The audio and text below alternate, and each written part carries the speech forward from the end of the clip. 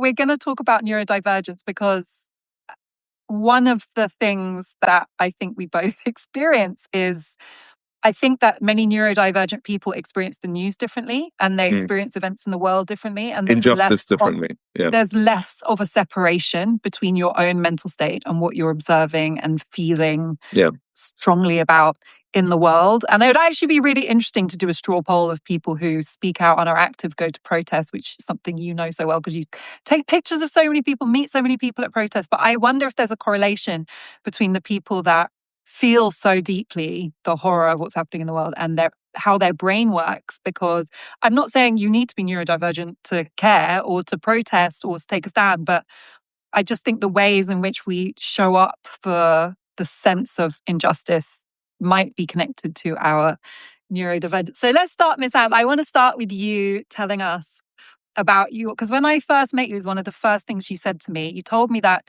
you struggled a lot at school, you were dyslexic, your brain worked differently, you had a different visual way of processing and creating. And that, I think you must have been like early 40s when I met you, maybe. It had taken you that long to just fully own that that's who you are. Is that like a good summary?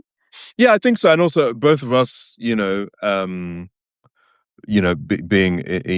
children of empire in diaspora as well, there's also the additive situation there where culturally, both Nigeria and Ghanaian cultures, we're not the fastest to recognize these traits. And sometimes, I'm speaking of parents from my parents' generation, it's not always easy for them to even appreciate what's going on because they didn't have that understanding. And I think I don't want to interrupt, but I just want to speak on that quickly because that is a really, really big topic that you've just raised. And what I just want to say now, maybe we'll come back to it. I spoke to this incredible woman called Lovette Jallow. Please look her up on Instagram. Her Instagram will blow your mind. She's this extraordinary Gambian Swedish woman who is a professor and an academic who researches neurodivergence in pre-colonial Africa. And what I learned from speaking to her, I would say a couple of things. It's the way that African cultures were assimilated into colonial white supremacist orders that have made it difficult for our families to accept or acknowledge neurodivergence. It's not anything inherent in our cultures. And her work is actually about understanding how before there was this language of autism or ADHD or dyslexia, it's an umbrella with so many different kinds of neurodivergence, how there are actually names for many of these things in many African or indigenous languages. And they were not names of a disorder or a problem. They were ways of describing the particular gift that somebody has through their cognition or their connection to another realm or the type of creativity they had. And that would feed into their role in the community, right? So I think it's really good to acknowledge at the outset of this conversation, when we're talking about neurodivergence, we have not through choice been given a language that is very Western, that is connected to the medical establishment, that has a baggage that is put on these ideas that they're problems that might need to be medicated or fixed. And that's not, that's one choice. It doesn't have to be that way. And that's why I'm so excited about so many people from Black and Brown, Indigenous backgrounds talking about their own neurodivergence, because I feel like if there's a critical mass of us connecting the way our brains work to our own traditions, we might get back to a place that pulls it out of the quite problematic Western lens. And then the second thing, just quickly, is that a lot of Black families who are very skeptical about neurodivergence, it's a very rational response in a way, because when you think about our experience of the medical profession, where, for example, Black women are so much more likely to die in childbirth, if you think about our experiences of mental health, where Black men are so disproportionately killed in custody, where treatable mental health conditions are met with violent restraint and criminalization rather than help and support, it's quite logical that we would be worried about anything that might lead us more into contact with those systems. So I think in Black families' reticence to embrace the idea that their children might be neurodivergent, there's that fear based in real experience of trauma and risk.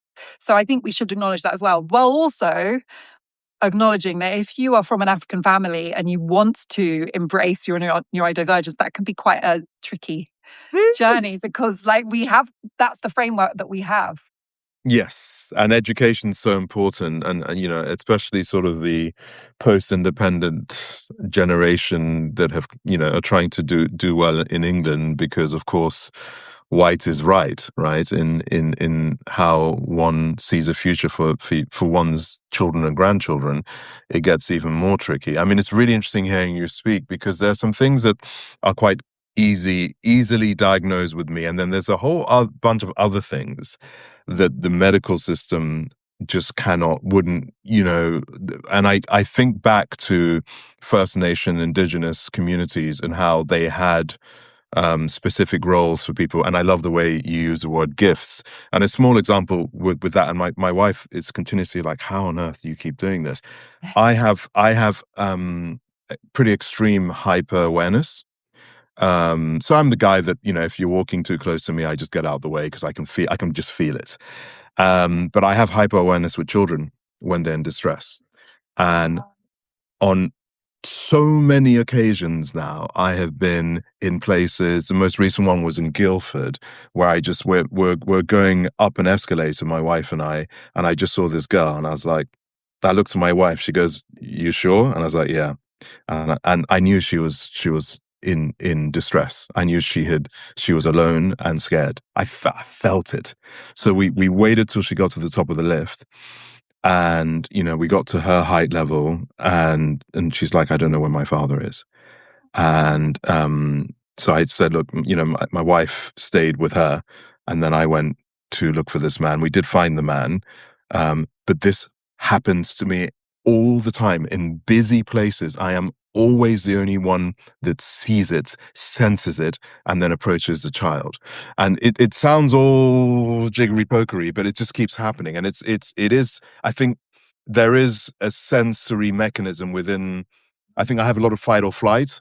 And I recognize something that is baked into my own way of decoding the world in other people that comes out to me, that isn't really easily explainable from a kind of a medical point of view.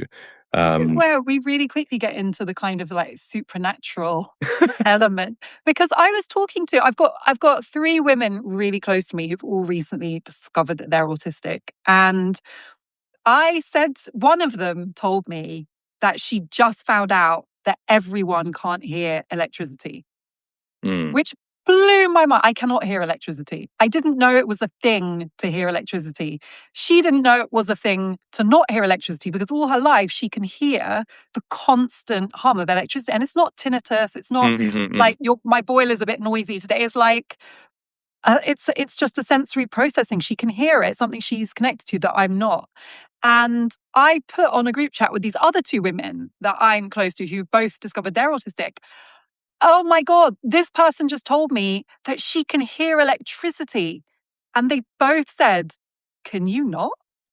And I was just like, to me, that is like a superpower, because your auditory capacity is like picking up things that are completely out of range for me. And I was reading about how autistic people often do have an intensely finely tuned hearing.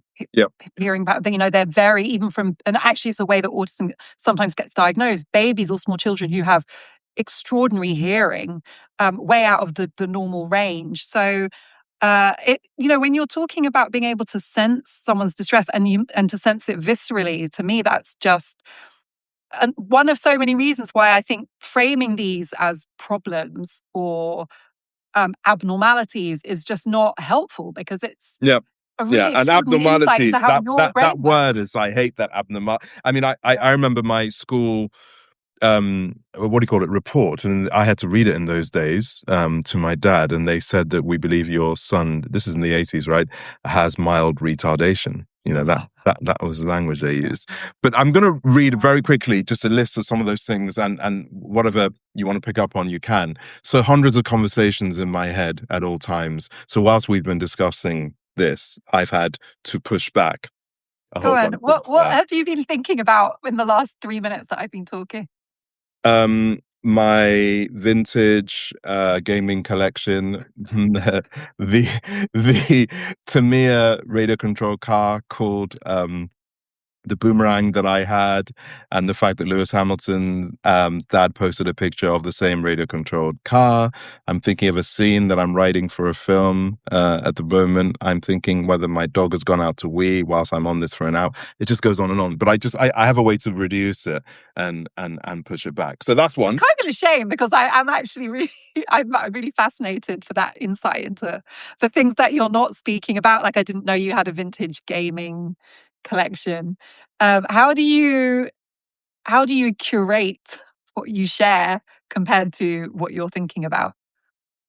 It's taken a long time, which is why I really struggled at school, because I couldn't control it, and they started fighting with each other. um, but I think when I got to about 35, I started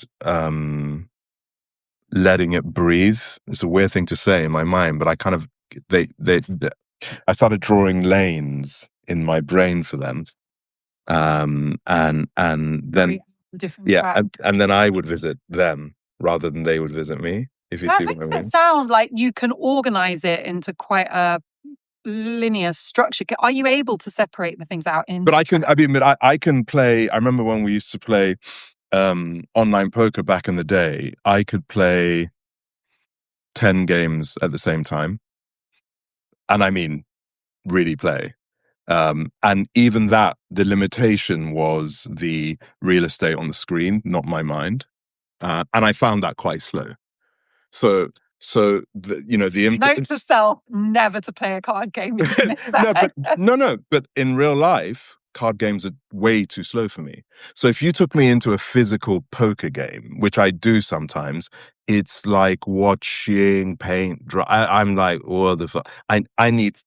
Yeah. Go, I think that's a very ADHD phenomenon, to be very impatient, get bored very quickly, and your brain is working really fast. I just wanted to say, Alison Hazelhurst commented on our chat. She's saying how horrible, talking about your experience, what you're sharing, Misan, and racist, and I'm sorry.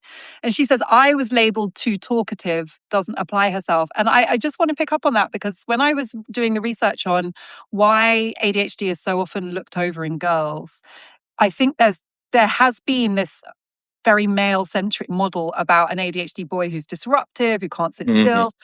It manifests differently in girls. Girls often contribute a lot. They'll be the kid, and this was completely me, the kid in the class who always wants to ask a question, always puts their hand up first, wants more. And it's not disruptive. It's like, I want more of the class. I want more of the conversation. I want to go deeper. I'm constantly contributing. And that, even though it's not been understood until quite recently as an ADHD phenomenon, it also carries these penalties, kind of like what Alison's saying. You're told you're too talkative, you're you're too domineering, you take up too much space in the class. And girls in particular are often told, be quiet, just shrink yourself a little bit, pare yourself back. It's not okay. And it was actually interesting. I was reading Cynthia Erivo's book. She's talked about her neurodivergence. I've forgotten what it's called, but she can see sound. She can see colors attached to music. And she's been talking about that. But she also, and I don't know if I'm not trying to diagnose her or anything, but I don't know if she's ADHD, but in her book, she was talking about how in class, she also was always asking questions, always putting her hand up, and always getting told off, just for kind of being too much. And I think that's it was so interesting for me, because I only recently started to realize how many of these ADHD traits apply. So you didn't realize this when you were a young girl? I realized it about 2 months ago when I started writing a piece on neurodivergence. I'm not even a month and a half. So in December, I noticed many women in my life started to be diagnosed with, and neurodivergence is such an umbrella, broad condition. I'm talking mainly about autism and ADHD, but not because they're the only conditions. They're just the ones that have been showing up in my life. And it's often now Black women keep talking about ADHD because they often have both. So I decided I was like, this is a really fascinating phenomenon. Being, in journalistic mode, I was like, I'm going to write a feature about it. And I'm really interested in why it's been overlooked in women and girls. And there's this huge surge in the number of women and girls now getting diagnosed, finding recognition. And there are two things that really stood out. One, so many of the women I spoke to who've just discovered they're autistic, for example, are psychologists. Their entire professional life has been spent diagnosing and understanding autism. And yet it took years for them to see it in themselves. That's how unused we are to seeing how it shows up in professional women. And the second thing is that I genuinely just didn't think it applied to me because I don't have any problems, if that makes sense. And so I, of course, having been conditioned by the way we talk about this in society, I thought ADHD is a person that needs Ritalin to get through a day. I'm fine. So it's not relevant to me. And of course, as soon as I started seeing the list of ways it shows up, I saw myself. And of course everyone has problems, but I didn't realize that things that I do that frustrate me about myself were ADHD. Like, for example, incapable of screwing a lid properly onto something. The number of times I have lost a laptop because water has spilt in my bag because I didn't put the lid on properly, or every time I open my fridge, something spills out because there's a lid not on properly and it spurts out when you open the door. Or the way that in the morning light torments me, I need like an hour to be introduced to light in the morning. I'm really, really sensitive to light. It's like a physical assault. I'm really sensitive to light, like bad lighting, bright, kind of jarring lighting is really, really painful for me to experience. So all these little things, I made a list of like 3 L's. It's lights, losing things, and lists, because I get so distracted that I have to make so many lists to stay on my tasks because my mind is also spiraling in like multiple directions all the time. And I'm a really impatient person, and I thought that was something I just needed to work on in myself. And I do probably, but it was quite life-changing to realize. Contextualize the impatience, like in what aspect?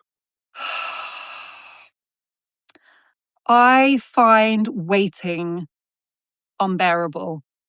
I find waiting for things that are slow unbearable. I've never been able to stand in a queue or a line.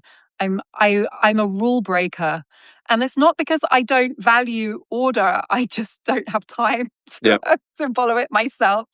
And it's not like laziness or disrespect.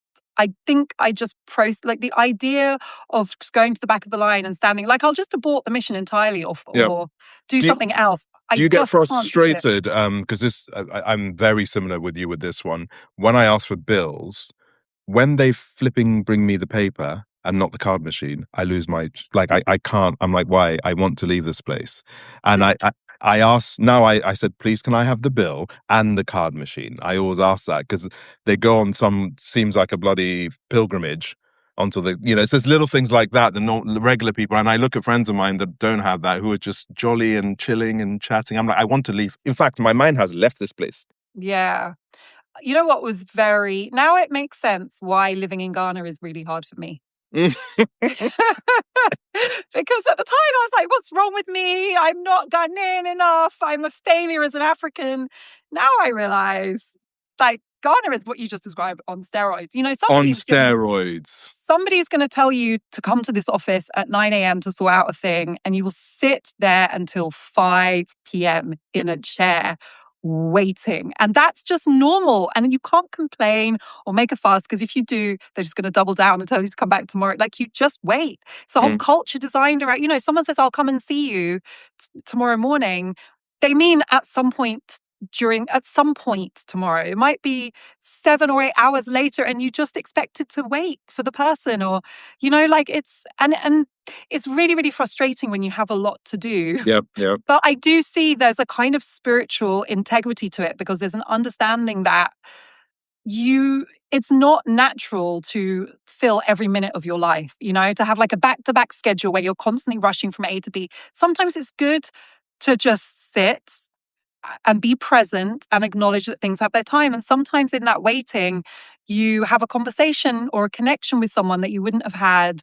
You're forced to be in the moment, to kind of surrender to forces outside your control.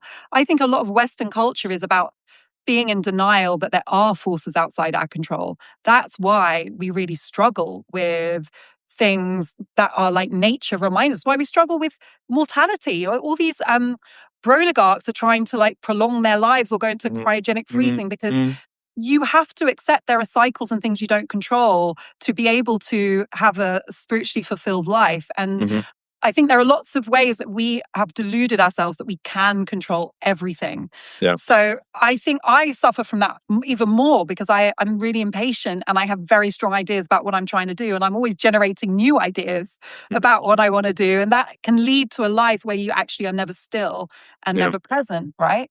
Yeah, and it's frustrating because it does feel like sometimes it is an affront to you, and sometimes this is as a Nigerian person. Sometimes people do take the flipping piss. I'm not condoning some of that. You know, but Ghanaians, there's a meekness to like the service culture that was again driving me absolutely. You know, just like, and you have to rewire, and you get it in all different parts of the world. But we'll come back to that for another day. But the Ghanaian meekness is a complete performance. Do not be fooled. Ghanaians have mastered the art of seeming like they would not hurt a fly. They're so harmless and sweet. Trust me, as soon as that door is closed, what's going on behind it is a completely different story. But anyway, it's a very persuasive performance. Okay, because you know we don't. I agree. You know, Nigeria, we don't. No, there's no that you don't perform that in Nigeria. No.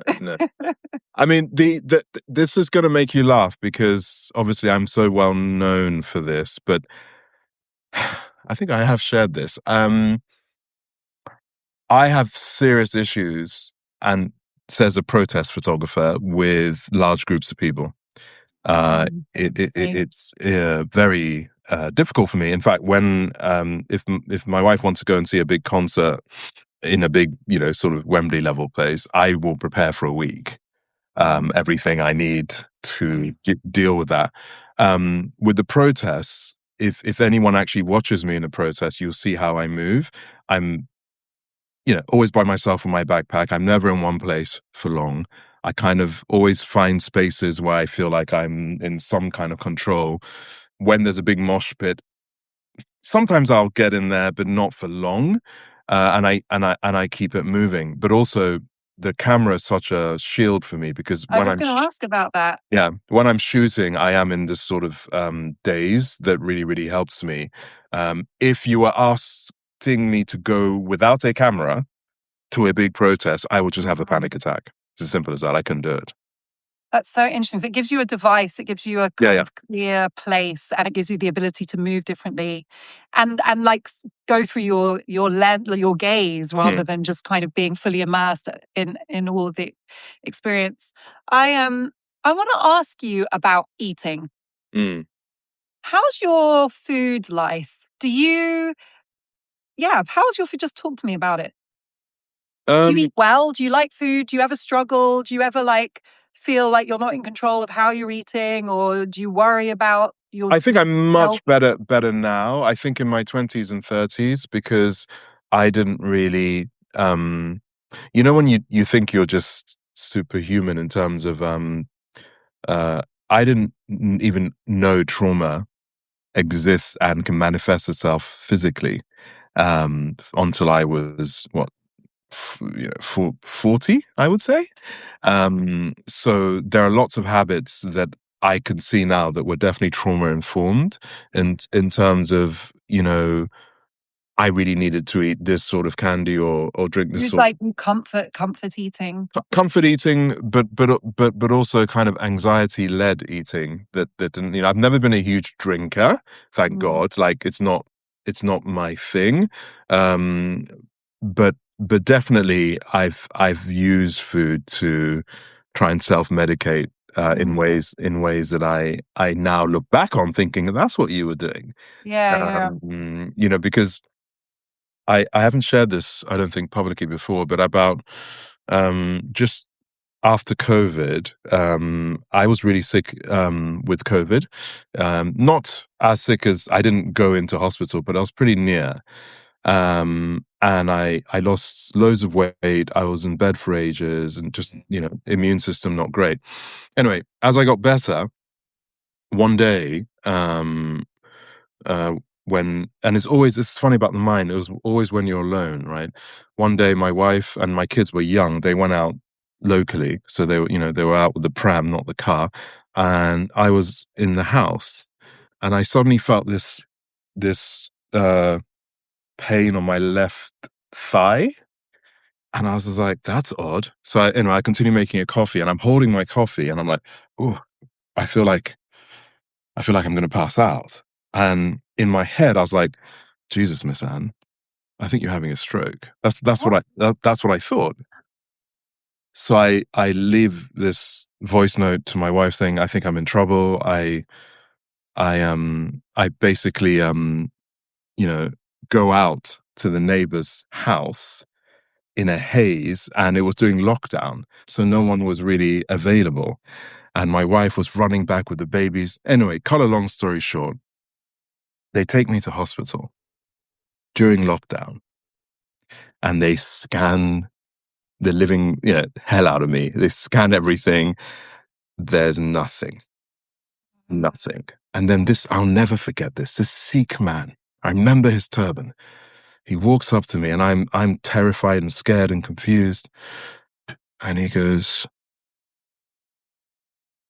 are you a survivor of any kind of child abuse? Wow. He looked me in the eyes and I was like, what are you talking about? I'm not here for any sort of therapy session. And he looked to me again and he put his hands on my shoulder and he said, did you go through things no child should have? And I looked at him and I said, yes. Do you know, as I said that word, yes, all the stuff that was making my side stiff, it just disappeared. Wow. I was released from A&E that same evening. Wow. And that's when I learned what unmanaged, unresolved trauma can do to a spicy mind, because we process things very, very differently. And that was when I really started going on a journey of like, I need to get to know you inside, my friend. And I also need to recognize some of the stuff that I went through is directly linked to this, because that episode was, I would say, 40 years of, bottled up whatever it is, that finally my immune system, because of COVID, was too weak. There was no one near me that could, and it just poured itself out. And then I started researching, and there are panic attacks that are exactly the same symptoms as having a stroke. They're the worst. They're awful things, but they do happen. And then that's really set me on a journey of understanding my tics, little things that happen to me that my mind is telling me you need to simmer. So I use music. There are specific songs that I use to calm me down and just keep me on a level. There are sort of exercises, like if you see me doing this, like counting my fingers, it's a relaxation thing. There's obviously many people do their tapping of their legs. I have different sort of spectrums of that for both comfort and discomfort and tiredness that really, really helped me. And I think everyone's different. And I shared that because I think it's really, really important for folks from, I think, all cultures. There's that book, right? The Body Keeps the Score. Yeah. People need to really listen to their bodies. And of course, when you're listening to your body, you're actually listening to your mind. But also the reverse is true. If you don't process your pain, your trauma, your truth, it will manifest. It's not an option. I think it's so interesting at our age, you can go through your teens, your 20s, your 30s. It looks like it's all good. Mm-hmm. Like I said, I was like, I don't have any problems. Mm-hmm. I need to realize that there are levels to the denial and repression, and you just get so good at masking. Last time we were talking about, how in the past people use this language of high functioning, which is really problematic for which I have, and I'm really learning from you not to. Well, it was very widespread, but when you really think about it, I think it's also acknowledging that neurodivergence is obviously a huge spectrum and it can affect people and show up very differently. So there's a kind of ableism in the language of high functioning that's kind of saying, you're good, you're not one of those disabled autistic people. You're one of the good ones who's professional and able-bodied. And, it's like kind of creating a hierarchy of ability and value really in society and saying you're at the top end. It's the kind of good kind of neurodivergence. Yeah, of course, so we can all see like that's super ableist and really problematic. But also it doesn't create space for the reality that somebody who is like supposedly high functioning, i.e. they look like everything's fine and they're assimilating into what we expect of successful people, are doing it at a huge cost, which is that they're masking their actual experience. They are trying to perform normality. They're trying to perform what's been normalized as neurotypicality.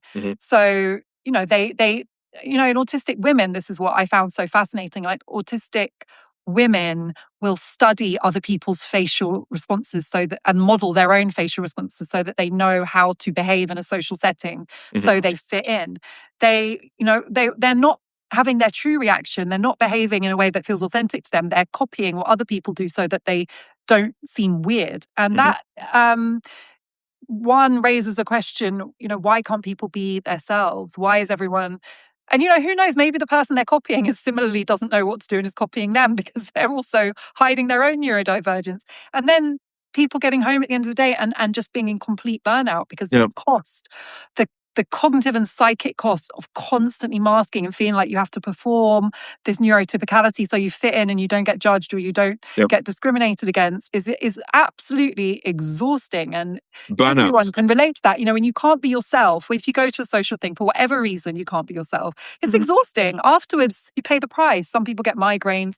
Some people have to just like lie in a quiet room. Some people shout at their kids. It manifests one way or another. So, well, it's interesting you say that because, of course, narcissists, I've always been envious of, of that side of horrible people because they genuinely, like, these people, they sleep Trump is not masking, right?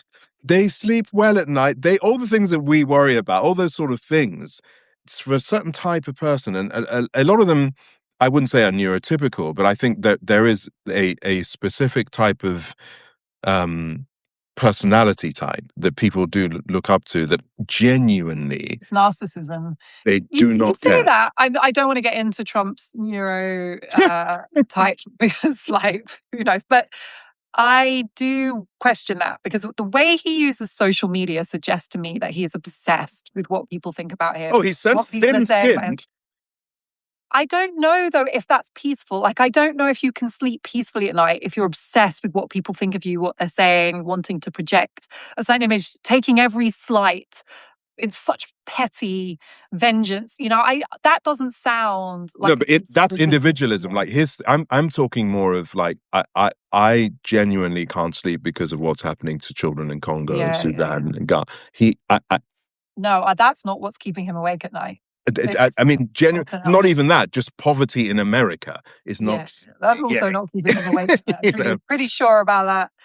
Yeah, it's just the complete lack of empathy. Yeah, I think it is interesting. If it's linked to him, though, and his sense of self, he will have some problems there.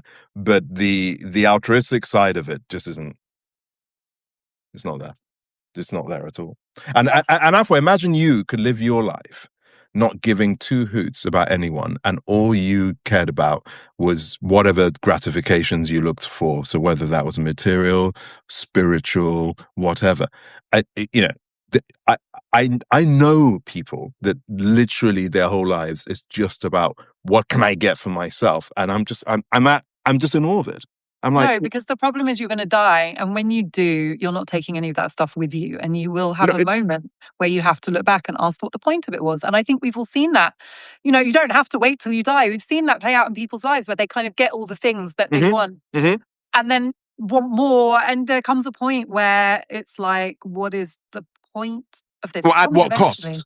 At what cost? Because again, and we'll go. We're digressing as we always would, but I do.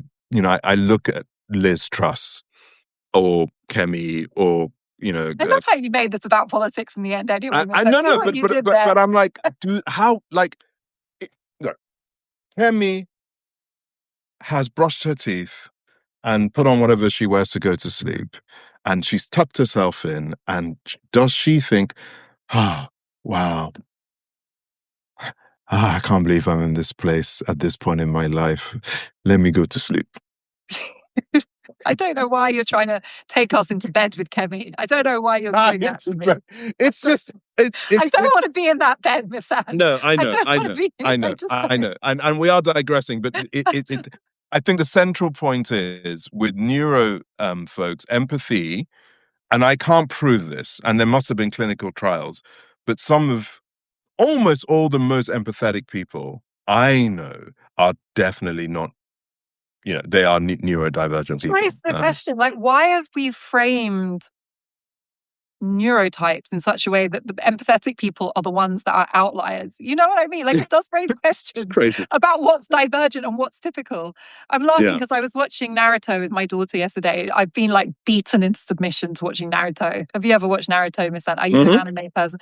So we're on episode like 5068 or something. But she was laughing because I was crying. I was crying because Kakashi has just been killed, and I love Kakashi, and she was like, "It's a cartoon," and I was like, Kakashi is real to me. Super sensitive.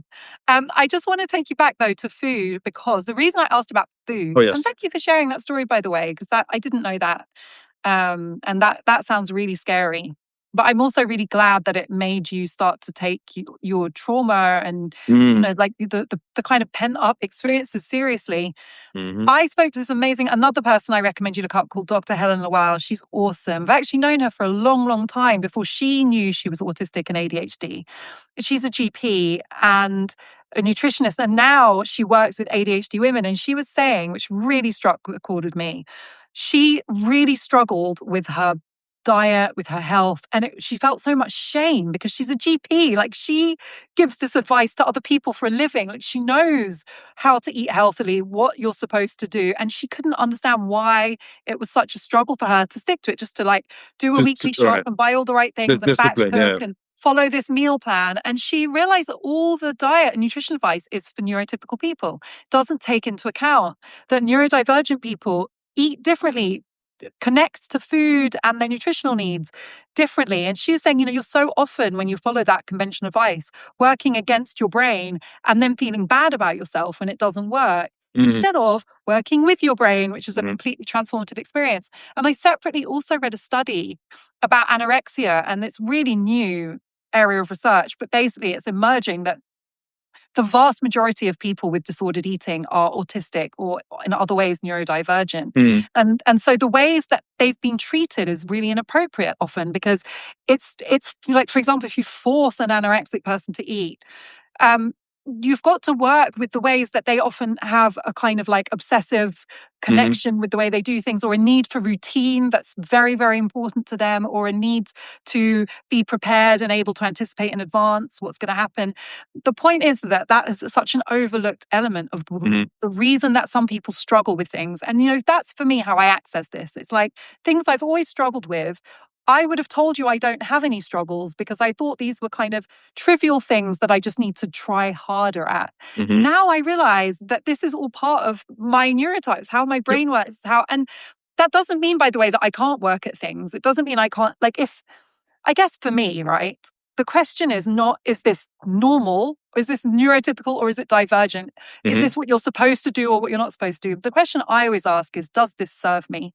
Does this serve me? The fact that I'm creative and have loads of ideas, that serves me. I'm really grateful my mind works like that. The fact that I sometimes struggle to see something through to completion, that doesn't serve me. So therefore, how can I create strategies to work with my brain to make sure that I am able to complete things? The fact that I find light in the morning really painful, that doesn't, so like I've got to find ways of being gentle with myself. But the fact that at night, when everything's quiet and all the distractions have gone away, I'm super productive and I get into my zone in a way that serves me. So it's not like trying to change yourself because you want to be neurotypical. It's just more working out how can you manage the way your mind works so that it's working with you and the things that you're trying to accomplish in life. So for example, I look at you post so much on social media, and it's amazing because everything you post has a purpose. It's like raising awareness about things that we need to be aware about. It's throwing a light on things that are being erased. And I sometimes look at that and I'm like, I really should post more. I find posting on socials, I go through phases. Sometimes it's really natural. Sometimes it's like a huge effort that I feel is kind of like violently assaulting my mind when it's trying to do something else. And kind of learning more about how my mind works is like, that's fine. That is how I function. Like, we're all different. I think we share the same mission when it comes to injustice and suffering and oppression in the world. How can you work with your mind to make sure you're doing justice to the things you believe in? It might not look the same as what someone else does, but the more you know about yourself, the more you can make informed choices about how you go about it. Yeah. And I mean, people are gonna say, "My God, this guy, is he okay?" When I say this, but I'll share it. So on the posting, what people don't realize is,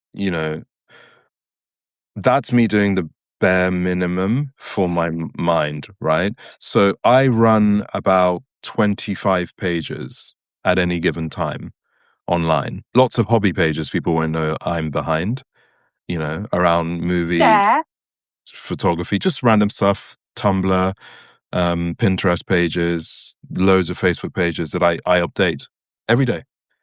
Right? Just because my mind, I have to do that. Like, so what I'm seeing on Instagram is the tip of the iceberg. It's just a little that's tiny blowing my mind. And also that because I consume so much and so fast that, when people send you things, there's never been a moment, or very rarely, where someone sends me something that I haven't already seen from the full gamut of the internet. Right? It just isn't that. It's very, very, very impossible for that to happen.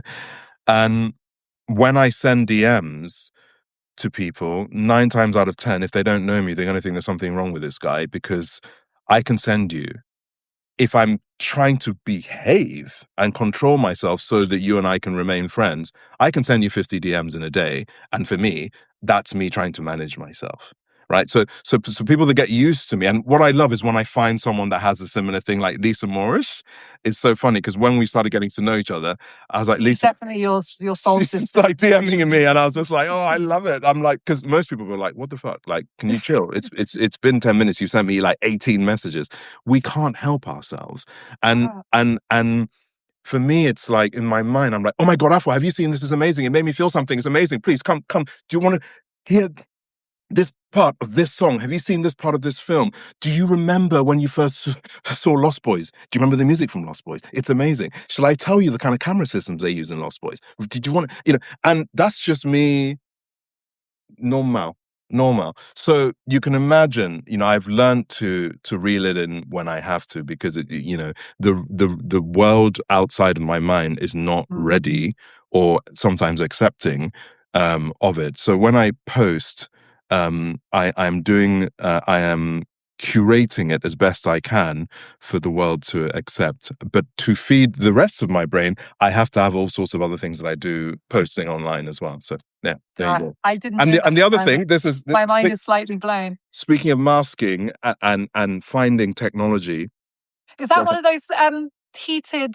So it's an ember mug, right? And I really want one of those. I've had these. I just gave my cousin one of those, a version of that for Christmas. And when you give someone a gift, you're like, it's amazing. But it's completely linked to, again, what we're talking about, because you make loads of cups of tea and then let them go cold all the time. You have 7 mugs of and sometimes, because I go on, so I call them side quests all the time. It's just ridiculous. I just cold hot drinks. I just everywhere. want people to know, by the way, this is not a paid product placement. We have received no money from No. This is a dream. So because we should at this point. Yeah, I mean, they don't know I exist, but they have really changed my tea coffee life, because of course you put your drink in here and you can go off on a side quest for 3 hours and you come back. And that's actually a really interesting point. I don't think, because people are still kind of waking up to this. Like, for example, that is a company that should be marketing itself to people as a way of managing ADHD, but they haven't cottoned on to the fact that actually there's a market, like things that help you manage and I make cups of tea. I actually do want to drink them. I don't want to let them go. I'm always getting told off leaving like half drunk cups of tea everywhere. It's not that I make it and I don't want to drink it. I just move on to something else. Just move on. So Just I move just on. move on to something else and then I forget about it. And then when I come back, it's cold and that's really sad. So I would actually love one of those. B.A. Davidson talked about hyperfocus, and I want to point that out. That's another reason it took me a long time to see my ADHD, because I thought ADHD is like scattered mind. I've read Gabor Mate's Scattered Mind. It's kind of you're all over the place. But it's the flip side of ADHD is hyperfocus, where you go into this mode where it's like an obsessive focus on one thing, and that is actually, I would just, if I had to pick one word to describe my entire writing career, it's hyper. When I get into a writing project, don't talk to me. I won't answer my phone. I won't check my email. I won't go on socials. I have to force myself to keep doing the things I need to. Go to the gym, take my daughter to school, cook food, because I just want to keep doing this thing until it's done. And that's why I love writing. I love going deep into research and crafting things. That's a way that I can use that to create something that I think and I hope has value. But it's funny, isn't it? When you hear ADHD, you think of somebody who's all over the place, not somebody who's like doubling down, but it's a real ADHD trait, and it can kind of go from one extreme to the other. Yeah, and I can imagine you in your zone when you're doing it, and it's and I'm happy. I'm absolutely, it's your natural habitat. It's exactly where you're supposed to be. I remember it's the opposite to you, probably. I don't think I've ever been happier than when I was doing my A-levels and my GCSEs, and I was so happy. And I was a really badly behaved, disruptive, like slightly out of control teenager. I was really, really naughty. I was always getting in trouble. I wasn't like a goody two shoes at all, but I was so happy during my exams. I think the reason is there was only one thing I had to do. I knew I needed to focus on my exams, so I didn't go out and I wasn't doing other stuff. And I gave myself permission to do one thing. I allowed myself to go into hyperfocus. I felt zero guilt about it or shame. It was socially permitted for me to be in hyperfocus. And I felt so happy. And I remember at the time thinking, this is weird. It's meant to be stressful. This is meant to be a bad experience. I'm literally in my element because I don't have to worry about anything else. There's nothing to distract me. I'm just doing this one thing. And I was living my absolute best life. So I kind of miss that because now when I do need to focus, like right now I'm trying to finish my next book, but I still have to do all the other things. Like I'm still a parent, I still run a company, I still have a million projects. I can't. Well, adulting, that's a point I want to, how do you adult? Because like I am not a fully functioning adult in any serious sense. And when I say every day, when I go down to the kitchen, every door's open. And like I will take the tea and the thing, and I just, like you said earlier, I've just moved on. Fridge open, right? And my wife comes down, bless her, and she's just like, darling, I was like, oh, sorry, and she'll close it for me, and it's those things. My brain, that part of my brain, just doesn't have any value for anything beyond. Was it you who sent me a picture of like your box of tea bags? I put it in the fridge. Your fridge. Yeah. Not on purpose. No. I just sort of in my head, I was like, I finished. I just put it there. At least you put it away. You know what I think? In terms of romantic relationships, imagine how much easier it would be for people to work out their compatibility and how they're going to kind of support each other if they had more literacy about the way their brains work. Because just listening to you talk about your wife, I'm thinking you really found a partner who can support you, appreciate you, and basically not hate you for being yourself, right? That's not everyone would be able to not only put up with that, but still like appreciate you and love you and realize it's connected to all your strengths and gifts and the things that she loves about you as well. I just feel, and I'm really blessed as well. I have a partner he's somebody who believes in like growth. And so his lens is always like we're all always kind of learning about ourselves and working on ourselves instead of being critical, which for me is like really crucial. I think I thinking about this, how could I be with someone who's always critiquing me? Because I would just constantly, it would be never ending, and it would be really demoralizing. But it's a really important point. Like when you're thinking about both who you can be in a relationship with, but especially your life partner, and the kind of the gender roles, the breakdown of the labor that comes with having a relationship, having a home, if you have kids, having a family, is actually a really important consideration. Like somebody whose brain works like yours is not going to be the person who's going to be responsible for leaving everything really tidy every day. I'm guessing just from what I am not tidy. I am not tidy. And the person who's going to be with you needs to be someone who has a high tolerance threshold for it, because some people just can't cope with that. They can't cope with surprises. They can't cope with a lack of order. Yeah. It would send them over the edge. So that would not be a good Yeah, sign. and it's one of those things with me where what you lose in some of those things, it's kind of I maybe lose and gain. Everyone's different, but I remember when we first started dating, and a typical date would be me asking her to watch a movie because I wanted her to experience feelings, right? From those films. And I find it really, really interesting how I say we, people that are, neurodivergent, can have access to an emotional pool that a lot of people have to work hard to get. And I remember my wife saying, listen, I was talking about Live to Tell, that song by Madonna. Live to Tell her. And I'll be like, okay, great song. But in this bit, there's a bit where it gets quiet. And it gets really quiet. And then she goes, if I ran away, I'd never have the strength to go very far. And I said, that is the exact moment this song goes from good to great.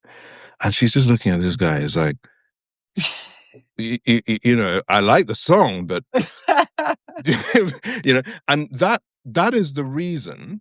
And I don't know whether this, everyone's different, but with my photography, I am probably the fastest at my sort of level photographer on shoots, right? So my GQ Man of the Year of Lewis Hamilton, because of certain things that happened with the moving image, I had 7 minutes to shoot the cover. Wow. And we just did it, boom, boom, boom. And I remember when I finished, Lewis was like, I mean, we're finished. Was it stressful? Were you stressed, or were you just No, like, no, no, were you no, in no, no. hyper-focus? Was it just that's how long you need? I know when I have the shot. I know it. So I think some photographers may spend 3 hours getting ready and then they'll shoot for another. Compositionally, I know, and it's a feeling. See what I'm saying Right. about superpower? Like, Well, I don't know if it's superpower. No, but it's like I genuinely, most of my shoots are over in half an hour. So all those shots that people have seen, I've shot them. If I have 2 hours, right, with somebody, we'll spend an hour and a half probably chatting, and then there is some photography, because actually the chatting will allow me to compositionally find their truth easier. That's where you're really doing the work, yeah. So there's, but going back to partners, I would say this, and this is another personal thing I'm going to say. I have said it before, but it is personal. When we were dating and things were going well and it was getting serious, I remember this woman looking me in the eyes and saying, I love you, but there's a sadness in your eyes. And I was like, and she's like, yeah, you mask it beautifully and you're charming. People like you, but there is a sadness, and it's far, far back. But I see it. She saw you. And I want you to know, that whatever has been taken from you was never your fault. And to have someone look at you in that way and all of your defense mechanisms are gone, it's just extraordinary, and it gives you the sense of self-worth that a lot of us people that struggle with imposter syndrome, self-doubt, unresolved trauma, blah, blah, blah, and the way our minds work, the final pieces to the puzzle of actually taking a real bite out of life. So yeah, you are right. You know, if you're lucky to find a partner that basically finds your scars, sees them, and it's similar to that Peter Gabriel song with Kate Bush, "Don't Give Up," right? When he comes home and he says he can't find any work and he's a complete failure, and just listen to what Kate says to him. Or "By Your Side" by Sade as well. You know, I love that. so anyway, that's do you think your neurodivergence is connected to lived trauma, or do you think that you were born with it? both.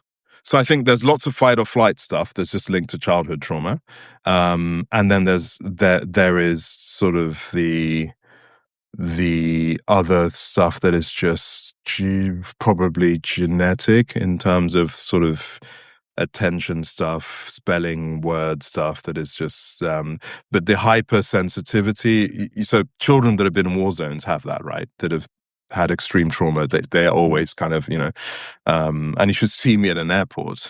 I mean, airports are very hard for me. Airports are actually a really important place in the neurodivergence discovery journey, because people I know discovered they were autistic by the way they cannot cope with an airport. Like the complete overstimulation, the lights, the sounds, the alarms, the announcements, the chaos of it, the people rushing in different directions. That it is often where people realize, like, I am not comfortable. I love airports. Airports Who loves an airport? Absolute happy place.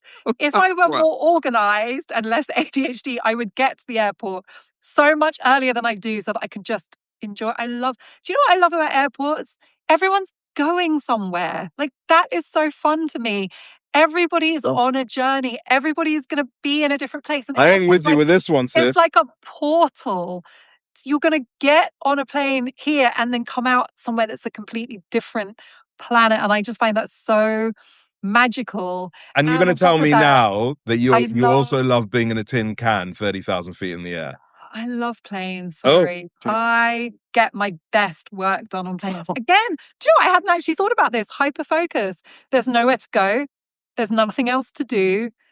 All I have to do is do the work that is in front of me. And I actually this is a strong statement, but I'm not ever going to say I like being in economy, because nobody likes being in economy. But to be very honest, being in maybe premium economy is actually like the sweet spot for me at work. Yeah, because premium's good. Once you're in business and you're lounging and everything, it's like when you're in economy, you just have a little desk and your laptop, and there's no distractions. They're not coming to try and give you champagne or nice food. It's literally like no frills, just the work. And I can write a whole book chapter or a whole screenplay on a long flight. I literally love it. Do you suffer from because every time I get near an airplane, I am convinced I'm dying.